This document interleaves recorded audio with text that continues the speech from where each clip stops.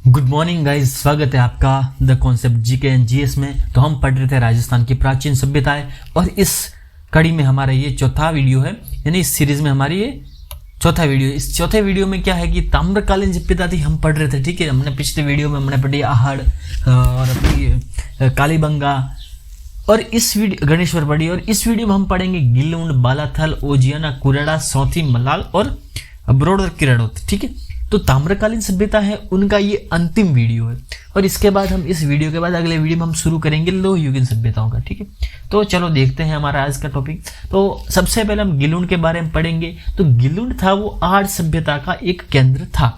ठीक है, और ये कहाँ पर है गिलुंड? तो गिलुंड राजसमंद में है और बनास नदी के क्षेत्र में पड़ता है। और यहाँ पर जब उत्खननकर्ताओं ने उत्खनन किया तो 2 टीलों का उत्खनन किया था, जिसे मोड़िया मगरी कहते हैं। तो कई बार पूछेगा कि मोड़िया मगरी कहाँ पर स्थित है, तो आपने गिलुंड टिक करके आना है। ठीक है, तो गिलुंड सभ्यता का जो कालक्रम है, ये सभ्यता कब से कब तक की है? ठीक है, तो ये 1900 BC यानी 1900 ईसा पूर्व से 1700 ईसा पूर्व के बीच की ये सभ्यता है। ठीक है, इसका उत्खनन किसने किया था गिलुंड का? तो गिलुंड का उत्खनन बीबी लाल यानी कि ब्रजवासी लाल ने किया था। कब किया था? 1957 और 58 के पीरियड में। ओके, और इसका उत्खनन बीबी लाल के बाद 2 व्यक्तियों ने और किया था। तो 2 व्यक्ति वो थे, एक तो थे BS शिंदे, ये थे पुणे के, और एक थे ग्रेगरी पोशल, ये पेंसिल्वेनिया यूनिवर्सिटी अमेरिका के थे। ठीक है, इन्होंने कब किया था? तो इन्होंने किया था 1998 और 2003 के पीरियड में। इन दोनों ने मिलकर उत्खनन गिलुंड का किया था। तो गिलुंड की सभ्यता है, तो यहाँ से क्या विशेषताएं मिलती है हमें? तो ये है कि गिलुंड में पक्की ईंटों का प्रयोग किया गया। ठीक है, आहड़ में हमने पढ़ा था कि कच्ची ईंटों का प्रयोग था। गणेश्वर में हमने पढ़ा था कि पत्थर के घर थे, ईंटों का प्रयोग नहीं था। लेकिन जब जैसे कि हम कहते हैं कि गिलुंड की ही ये गिलुंड सभ्यता का ही एक पार्ट थी, ये आहड़ सभ्यता का ही एक पार्ट थी गिलुंड। तो गिलुंड आहड़ में कच्ची ईंटों का प्रयोग है, लेकिन गिलुंड में पक्की का है। कई बार हम कंफ्यूज हो जाते हैं। हम कंफ्यूज इसमें होते हैं कि ये जो गिलुंड सभ्यता है ये आर्य सभ्यता का हिस्सा है। तो आहड़ में भी कच्ची ईंटों के घर बने थे, तो गिलुंड में भी कच्ची ईंटों के थे, लेकिन नहीं, गिलुंड में है वो पक्की ईंटों के घर बने थे। ठीक है, एक घर में कच्ची ईंटों का प्रयोग मिला है हमें। ठीक है, तो ये आपको एकदम नोटेबल पॉइंट है, इसको ध्यान रखना। यहाँ पर पत्थर की गोलियां यानी स्टोन बॉल्स मिले ना, पत्थर की छोटी छोटी गोलियां बनाई हुई मिली है। ठीक है, और मिट्टी के खिलौने मिले हैं। इसके अलावा हाथी दांत की चूड़ियां, ये भी गिलुंड से मिली है। और जो मिट्टी के बर्तन मिले यहाँ से मृदभांड, वो 5 प्रकार के। 5 प्रकार में कौन कौन से प्रकार हैं? तो एक तो सादे बर्तन मिले, दूसरे मिले हैं काले, तीसरे मिले हैं पॉलिशदार, ठीक है, और चौथे मिले हैं भूरे, और 5वीं जो कोटि है वो लाल व काले चित्रित मृदभांड मिले हैं। तो इस तरह से गिलुंड से 5 प्रकार के मिट्टी के बर्तन मिले हैं। और अब अगली गिलुंड तो होगी, बस इतना ही था गिलुंड में, काफी है इतना। और अब हम पढ़ते हैं बालाथल के बारे में। तो बालाथल भी आर्य सभ्यता का एक केंद्र था। तो बालाथल वल्लभ नगर तहसील है जो उदयपुर में पड़ती है, तो उसका गांव है, उसका एक स्थान है बालाथल। ठीक है, ये बेड़ज नदी के क्षेत्र में है। और इस बालाथल से 2 काल के साक्ष्य मिलते हैं हमें। कौन से? एक तो ताम्रपाषाण कालीन सभ्यता, जिसका टाइम पीरियड पुरातत्व वेदाओं ने निकाला है कि 1800 BC के ये जो ताम्रपाषाण कालीन सभ्यता के अवशेष है वो मिले हैं यहाँ पर। और दूसरा है लोह युगीन सभ्यता के अवशेष जो 700 BC, कोई कहता 1200 BC, कोई कहता 600 BC। ठीक है, तो इन लोह युगीन सभ्यता को आपको ध्यान रखना है। इस टाइम का ज्यादा महत्व नहीं है, क्योंकि ये टाइम अभी एक फिक्स नहीं करा हुआ। ठीक है, तो इसका बालाथल का उत्खनन किसने किया था? तो बालाथल का उत्खनन वीरेंद्रनाथ मिश्र यानी VN मिश्र ने कब किया था? 1993 में। तो यहाँ पर एक स्पेशल चीज मिली है, वो लोहा गलाने की 5 भट्टियां मिली है। ठीक है, देखो हम देख रहे हैं लोह युगीन सभ्यता थी, लोह युगीन सभ्यता थी तो लोहे गलाने की भट्टियां भी मिली है। ठीक है, तो ये दूसरे काल से इसका संबंध है, लोह युगीन सभ्यता से। ताम्रपाषाण कालीन से ये लोहा गलाने की भट्टियों का संबंध नहीं है। ठीक है, ये ध्यान रखना। तो इसमें लोहा गलाने की कितनी 5 भट्टियां मिली है। ठीक है, अगला है कि इसकी और क्या विशेषता है बालाथल की। तो बालाथल की विशेषताओं में आहड़ के समान अवशेष मिले। मैंने पहले ही बताया था कि ये आहड़ सभ्यता का ये केंद्र है। जब आहड़ में ताम्र युगीन सभ्यता फल फूल रही थी, तो उसी समय बालाथल में भी फल रही थी, और समान प्रकार के जो अवशेष मिले हैं। ठीक है, इसके अलावा एक चीज मिली है कि बुना हुआ कपड़ा मिला। ठीक है, बालाथल और आहड़ दोनों जगह पर ही बुना हुआ कपड़ा मिला है, बाकी जगहों पर बुना कपड़ा नहीं मिला ताम्रकालीन युग में। ठीक है, तो क्या मिला है कि आहड़ और बालाथल में क्या मिला? बुना हुआ कपड़ा। और गाय और बैल की मृण मूर्तियां यानी मिट्टी की मूर्तियां मिली। किसकी? गाय और बैल की। और जो बैल की मूर्ति मिली है उसको नाम दिया है बालाथल बुल। क्या नाम दिया?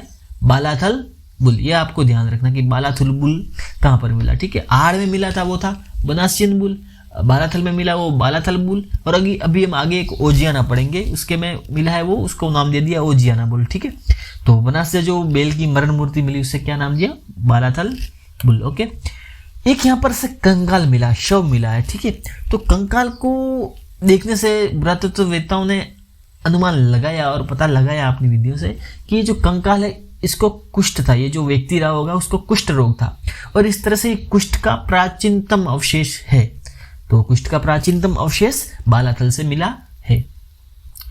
यहाँ पर दुर्ग जैसी इमारतों के अवशेष मिले हैं, लेकिन ये दुर्ग नहीं था, ठीक है। तो बालाथल में क्या नहीं था? दुर्ग नहीं था। बाकी देखो कालीबंगा में भी दुर्ग था, ठीक है, लेकिन बालाथल में दुर्ग जैसी इमारतें हैं लेकिन दुर्ग नहीं है। फिर एक 11 कमरों का एक बड़ा सा भवन मिला है, ये भी बालाथल से। यहाँ पर लौह संस्कृति के अवशेष मैंने पढ़ाया था कि लोहयुगीन संस्कृति के अवशेष मिले हैं। और क्या क्या मिला है? तो मृद भांड मिले हैं, तांबे के औजार मिले हैं, और क्या मिला? ये औजार है, ठीक है, औजार, तांबे के औजार। भवन निर्माण के लिए क्या? तो इसका जो भवन निर्माण है वो हड़प्पा जैसा का जैसा है, ठीक है। और हड़प्पा से इसका तो मतलब जैसा कि हड़प्पा जैसा भवन निर्माण है तो हड़प्पा से इसका संबंध रहा होगा, ठीक है। और एक मिला है नलकूप, नलकूप यानी अपना जो कुआं रहता है वो मिला, ठीक है, नलकूप। और धोलावीरा से ये जो देखो कई बार पूछते हैं प्रश्न के निम्न में से ऑप्शन दे देते हैं, और निम्न में से धोलावीरा से समानता रखने वाली सभ्यता कौन सी थी? तो जो ये बालाथल है ये धोलावीरा से साम्यता रखती है, यानी कि ये धोलावीरा जैसी है, ठीक है। फिर हम आते हैं ओजियाना पर। बालाथल हो गई, अब ओजियाना।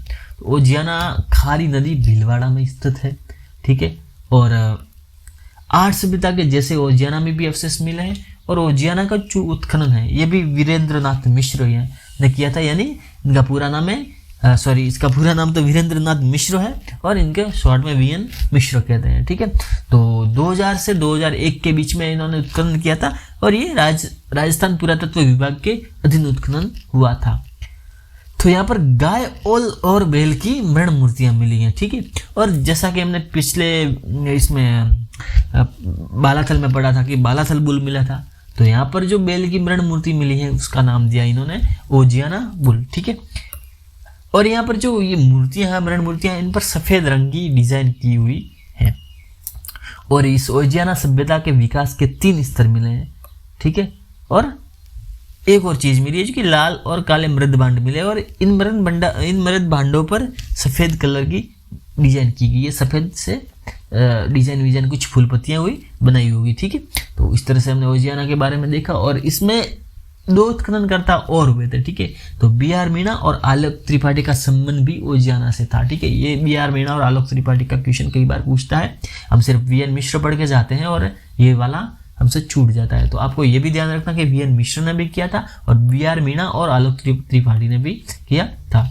अब अगली सभ्यता है हमारी कुराड़ा सभ्यता। कुराड़ा सभ्यता पर्वतसर नागौर में है, और इसकी जो खोज हुई थी वो मई 1934 में हुई थी, ठीक है। तो आप देखते हैं भारत आज़ाद 1947 में हुआ, और इसकी खोज हुई थी 1934 में, यानी कि आज़ादी से पहले।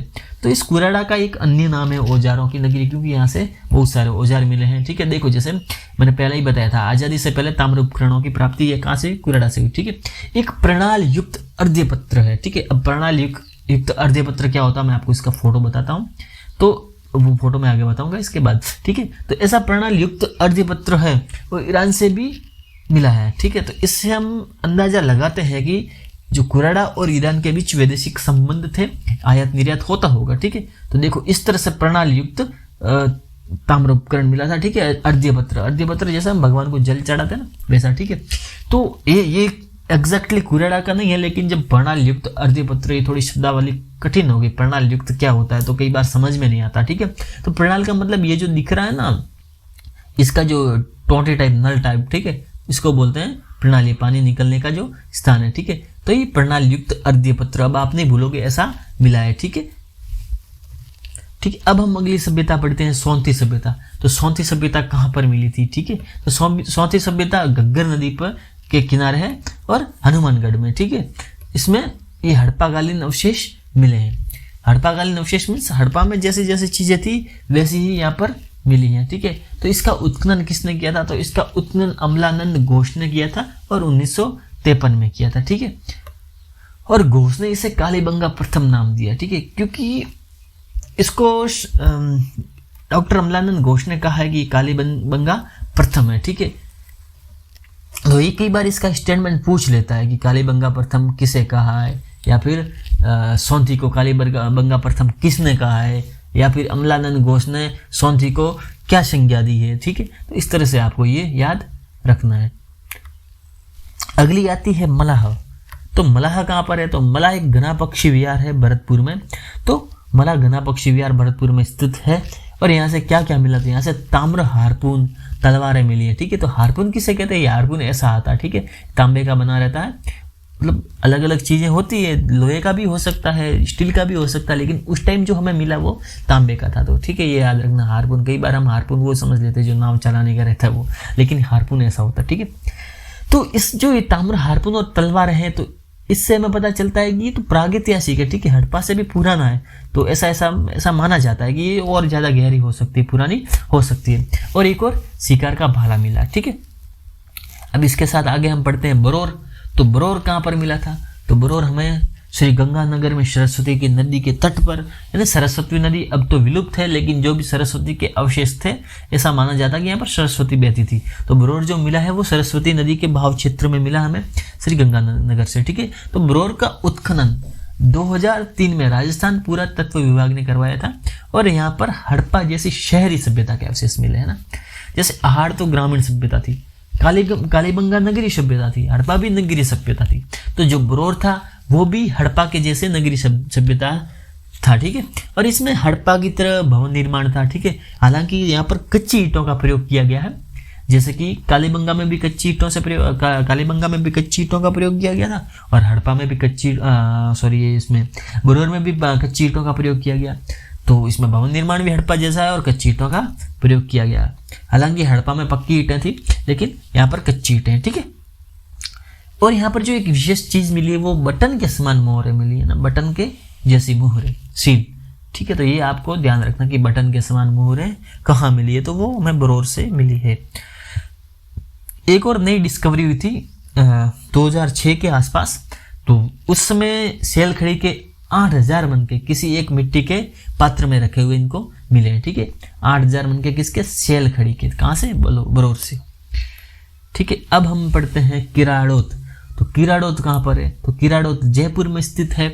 और यहाँ पर किराड़ोत से ताम्र युगीन, ताम्र काल की जो हड़प्पा कालीन है या फिर कांस्य, ताम्र कांस्य युग है, उसकी उस समय की अपने 56 चूड़ियाँ मिली है। 56 चूड़ियों में क्या है कि 28 के 2 सेट थे। और जो ऐसी की ऐसी चूड़ियाँ हड़प्पा में भी मिलती थी, तो वैसी चूड़ियाँ यहाँ पर हमें मिली हैं, ठीक है। तो इस तरह से ये हमारे आज की सभ्यताएं, ताम्र युगीन सभ्यता है, वो आज समाप्त हो जाती है, ठीक है। इसके अलावा भी ताम्र युगीन सभ्यता है, लेकिन उनके बारे में इतनी डिटेल जानकारी नहीं चाहिए हमें, सिर्फ नाम है। और वो नाम मैंने पहले वीडियो में जब मैंने इनका वर्गीकरण किया था, इनका ओवरव्यू, एक सामान्य जानकारी दी थी, तब मैंने इनका नाम मैंने सबका बता दिया। तो आप उस वीडियो को पुनः देखें, या फिर हमारी PDF फाइल टेलीग्राम में मिल रही है आप इसकी। ये जो पैनल PDF है, हम रोज क्लास अपलोड होने के 12-13 घंटे के बाद हम अपने टेलीग्राम चैनल पर डाल देते हैं, तो वहाँ से आप पैनल PDF डाउनलोड कर सकते हो। तो जो पहला वाला वीडियो था उसमें इन सभी सभ्यताओं के नाम दिए गए, ठीक है। तो क्या पूछेगा? सभ्यता का नाम पूछेगा और कहाँ पर स्थित है, कई बार पूछ लेता, ठीक है। तो वो आप देखें, और किस जिले में स्थित है वो देख लें आप, और कौन से युग की है, ताम्र युगीन है, क्योंकि ताम्र युगीन सभ्यता और भी है, ठीक है। जैसे हम देखेंगे एलाना भी है, ठीक है। और जो हमने यहाँ पर नहीं पढ़ी है, ठीक है, जाड़ोल है तो उदयपुर में है, पिंड पांडलिया चित्तौड़गढ़ में है, ठीक है। साबणिया व पूगल है वो बीकानेर में है, ठीक है। एक नंदलालपुरा है, चितवाड़ी है, ये भी जयपुर में है, ठीक है, किराड़ोत के साथ साथ। तो एक बार प्रश्न पूछा था कि नंदलालपुरा, किरोड़ी और किराड़ोत, चितवाड़ी कहाँ पर है, ठीक है। तो अपने सिर्फ किराड़ोत पढ़ा हुआ था, फिर भी अगर किसी स्टूडेंट ने केराड़ोत पढ़ा हुआ तो भी वो ऑप्शन का उत्तर दे सकता है, क्योंकि केराड़ोत जयपुर में है और दोनों नहीं पढ़ी है तो भी। लेकिन कई बार पूछ लेता, आप नंदलाल पूरा पूछ लेगा कि कौन से जिले में स्थित है, तो आपने अगर यहाँ पर नहीं देखा उसको ध्यान से तो आप वो सवाल नहीं कर पाओगे, ठीक है। एलाना जालोर में है, बूढ़ा पुष्कर है वो है अजमेर में, और कोल माहौली नाम से वो सवाई माधोपुर में। तो इन सब का नाम हम पहली स्लाइड में दे चुके हैं, ठीक है। तो इस तरह से आज की आपकी जो ताम्रयुगीन सभ्यता है, राजस्थान की प्राचीन सभ्यता मेन थी, वो पूर्ण होती है। और हम इसके बाद अगले वीडियो में मिलेंगे लोह युगीन सभ्यताओं के साथ। तो धन्यवाद, आप अपना ख्याल रखें, हंसते रहें, मुस्कुराते रहें और अपनी पढ़ाई जारी रखें, और साथ में नोट्स बनाते रहें, रिवाइज करते रहें और खुश रहें, ठीक है। Thank you, take care.